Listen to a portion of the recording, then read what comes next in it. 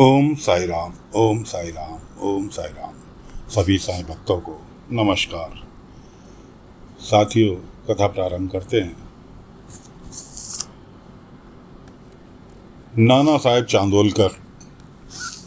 कृष्णकांड तो उन्हें मिले नहीं। बड़े परेशान, बड़ी असमंजस में, पूरा परिवार परेशान। कौन थे, कहाँ से आए, कैसे आए। उनकी पत्नी कहने लगी कि हो ना हो ये वही संकेत है जो मुझे बार बार प्रतिदिन सपना दिखाई दे रहा है। और सपना तो नाना साहब चांदोलकर को भी दिखाई दे रहा था, लेकिन वो किसी के सामने बोलने के लिए तैयार नहीं। उन्होंने कहा बस कोई जिक्र नहीं, इसके आगे इस विषय के ऊपर कोई चर्चा नहीं, मैं कुछ सुनना नहीं चाहता। मैं नहीं विश्वास करता इन ढोंगी बाबाओं में। आज के बाद मेरे सामने इस तरह का कोई जिक्र नहीं आना चाहिए। सब बेचारे डर के मारे चुपचाप बैठ गए परिवार वाले।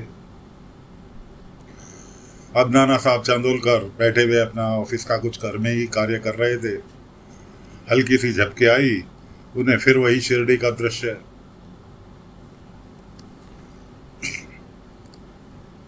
आँख खुली, एकदम अलर्ट होके बैठे। ये क्या हुआ, कहाँ देखा तो अपने घर में ही बैठे हैं। क्या हो रहा है मेरे साथ, क्या हो रहा है मेरे साथ। जहाँ वो पूजा पाठ करते थे अपने मंदिर में, गणपति बाबा को ज़्यादा मानते थे, जाके मंदिर में खड़े हो गए। हे प्रभु, मुझे इस दुविधा से निकालो। आज तक मैंने जो कुछ भी किया अपने ज्ञान के अनुसार किया, किसी के आगे झुका नहीं सिवाय आपके। लेकिन आज मेरी ये स्थिति है कि मेरा ज्ञान इन सब चीज़ों के लिए कम पड़ रहा है। जो सपना मेरे को प्रतिदिन आ रहा है और मुझे एक अजनबी गांव में लेकर जा रहा है, वहाँ खंडोबा जी का मंदिर भी है और भी बहुत सारी चीज़ें देखने के लिए मिल रही हैं गांव की, घर मकान, कि मैं बहुत दुविधा में हूँ। मुझे इस दुविधा से आप बाहर निकालो, आपकी शरण में हूँ। और जब तक आप मुझे इस दुविधा से बाहर नहीं निकालेंगे, तब तक मैं सुबह शाम प्रतिदिन आपका अभिषेक करता रहूँगा, आपका आवाहन करता रहूँगा। और वो तो लेकर बैठ गए गणेश जी को स्नान कराने के लिए। इधर बाबा शिरडी में घूम रहे हैं भिक्षाटन के लिए। अचानक उनकी किसी के घर में मूर्ति रखी थी, वहाँ नज़र पड़ी और उन्हें एहसास हुआ कि उनका 15 रुपया जो है, 15 रुपया मतलब बाबा की लैंग्वेज में पक्का चेला, वो गणपति बाबा को परेशान कर रहा है। उन्होंने गणपति बाबा के, बाबा ने हाथ जोड़े कि गणपति बाबा, चेले को क्षमा करना, हट्टी है, लेकिन नेक है, इसलिए उसकी इस गलती को क्षमा करना और उसको एहसास दिलाओ ताकि वो शिरडी तक पहुंच पाए। उसके बाद मसाले वाले की लड़की जो थी बेहोश हो गई थी और बाबा दौड़े हुए जा रहे थे वहाँ पर। पिछले भाग में आपको बताया। वहाँ पहुँचे, सरस्वती जी बड़ी परेशान। बाबा ने कहा धीरज रखो। बाबा ने ऊदी लगाई लड़की के सिर पे, कुछ देर इंतजार किया। उसके बाद बाबा ने मुझसे कहा बेला उठो, तुम्हारे उठने का टाइम हो गया। बेला उठ के बैठ गई।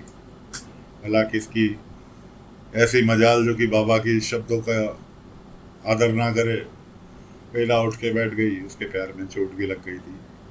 खैर बाबा वहाँ से निकल लिए, उनसे सरस्वती जी से कहकर कि सरस्वती जी इसका ध्यान, माई इनका ध्यान रखना इसका।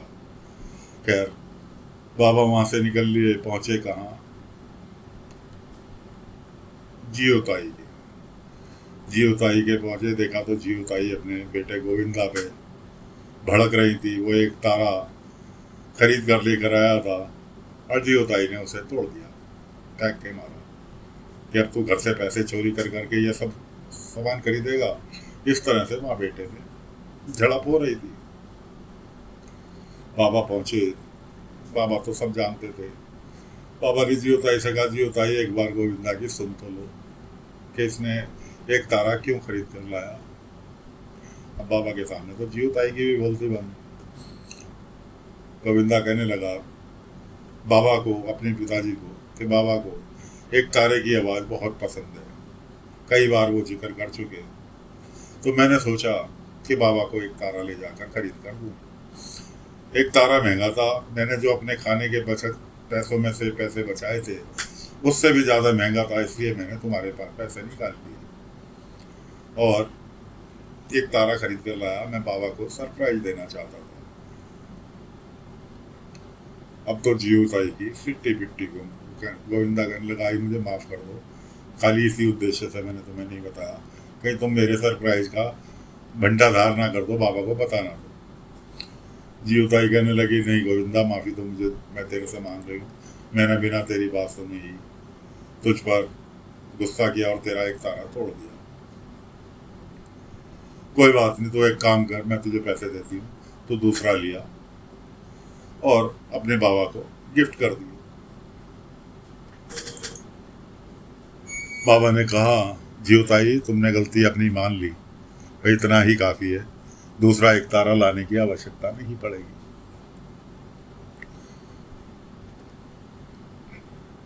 बाबा ने एक तारा उठाया, जहाँ से टूटा था उसका डंडा टूट गया था, उसे अपनी मुट्ठी में बंद किया और जियोताई के कुछ देर अपने यहाँ मुट्ठी खोली और जियोताई के हाथ में थमाकर चले गए।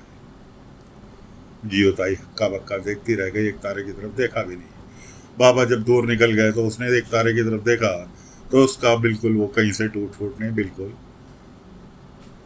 साबुत था। दोनों माँ बेटों ने बाबा को नमन किया, बाबा को लाख लाख शुक्रिया अदा किया कि साईं तुम्हारी इन चमत्कारों को हम तो देख रहे हैं, लेकिन शायद भविष्य में कौन कौन इन्हें देख पाएगा। बाबा वहाँ से निकल लिए। इधर मसाले वाला और उसकी पत्नी जब अपने घर लौटे तो बेचारी सरस्वती जी तो अब लड़की को लिटा रखा था पास में, बड़े खुश हुए। लेकिन जब उन्होंने उसकी असलियत बताई कि ऐसे ऐसे ये बाहर चली गई थी और इसके चोट लग गई, ये बेहोश हो गई थी, फिर क्या था, फिर तो मसाले वाले की पत्नी जो थी उल्टी सरस्वती जी पे भड़क गई कि मैंने तुम्हारे आसरे अपनी बेटी को छोड़ कर गई थी, कुछ ऐसा हो जाता। ये मतलब जैसे औरतों की 70 करेंगी बातें, और भड़क कर उन्हें घर से निकाल दिया। उन्हें घर से निकाल दिया, बेचारी आंसू बहाती हुई घर से निकल ली। अब कहाँ जाएंगी ये तो बाबा ही जाने, क्योंकि रहना तो उन्हें उसी घर में है, ये तो बाबा ने निश्चित कर लिया। लेकिन फिलहाल वो घर से निकल ली। उसके बाद वो अपनी बेटी के साथ लाड़ प्यार करने लगे। बेटी ने उन्हें हड़कान किया कि तुम मेरे दिखावा कर रहे हो। अरे उन्हें तो मैं बंद कर गई थी, आँख उनकी नज़रों से ओझल होकर उन्हें घर के अंदर बंद करके मैं खेलने के लिए गई थी। उसके बाद भी उन्होंने मेरा उपचार किया, एक बार भी मुझे नहीं डांटा और उल्टा प्यार किया, प्यार से मेरे 70 तरह की खिदमत की। और एक तुम हो कि तुमने उन्हें बेचारे उनको ही घर से निकाल दिया। अब दोनों पति पत्नी को अफसोस हो रहा है। आगे तो बाबा ही जानेंगे क्या होगा। फिलहाल बाबा भिक्षाटन के लिए निकले हुए हैं। एक परिवार के पास पहुंचते हैं कि माई भिक्षा, कि भिक्षा में क्या आज मुझे गेहूं मिलेंगे। मैंने कहा साईं अवश्य मिलेंगे, लेकिन ये तो बता दो गेहूं को करोगे क्या आप। बाबा ने कहा आने वाले वक्त में गेहूं की किसी को जरूरत पड़ने वाली है, इसलिए मुझे भिक्षा में गेहूं दे दो, शायद उसका मैं भला कर सकूं। वहाँ से बाबा ने गेहूं लिए और वापस अपनी द्वारका माई की ओर प्रस्थान करने लगे। तो साथियों, बाबा के तो एक से एक हर प्रतिदिन एक से एक चमत्कार होते रहते हैं। अब हमें इंतज़ार है कि बाबा का 15 रुपया नाना साहब चौंदोलकर कब शिरडी आते हैं, परिवार में वो पति पत्नी मिलकर प्रोग्राम, पत्नी उनकी सलाह दे रही है कि क्यों ना एक बार शिरडी हो आए, देखें तो सही कौन है, कोई हो सकता है कोई महापुरुष हो, एक बार मिल के आना लाजमी है। लेकिन चांदोलकर साहब अभी झुकने के लिए तैयार नहीं है। अपनी पत्नी को फिर वापस उन्होंने झिड़क दिया कि नहीं, मैं इन सब चीज़ों में विश्वास नहीं करता। लेकिन चांदोलकर साहब, विश्वास तो आपको करना ही पड़ेगा। इधर बाबा कह रहे हैं हट्टी हो, कोई बात नहीं, तुम्हारी हट तो दूर होगी, बहुत जल्द दूर होगी। तो साथियों, नाना साहब चांदोलकर का शिरडी में आगमन का बाबा को बेसब्री से इंतजार है।